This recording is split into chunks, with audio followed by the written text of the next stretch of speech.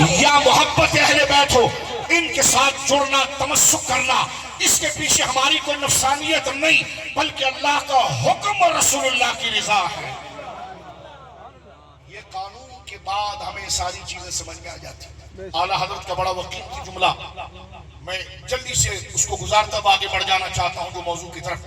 المعتقد میں اعلیٰ حضرت نے کتنا پیارا جملہ فرمایا کہ لیس حب الصحابۃ لذواتہم ولیس حب اہل بیتہ انفسہم بل حبہم جمیعا بوصلتہم برسول اللہ صلی اللہ علیہ وسلم۔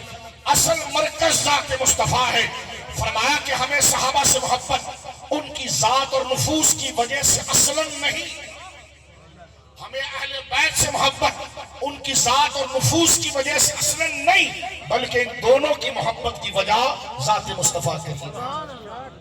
لہذا سنی ادھر بھی ادب کرتا ہے، ادھر بھی ادب کرتا ہے، بے ادبی اس لیے نہیں کرتا کہ اس کے نزدیک دلیل ہے یہ حضور کی محبت کے، تو وہ حضور کا سنی غلام ہوتا ہے، اس لیے وہ حضور کی ہر نسبت کا احترام کرتا ہے۔ اب میں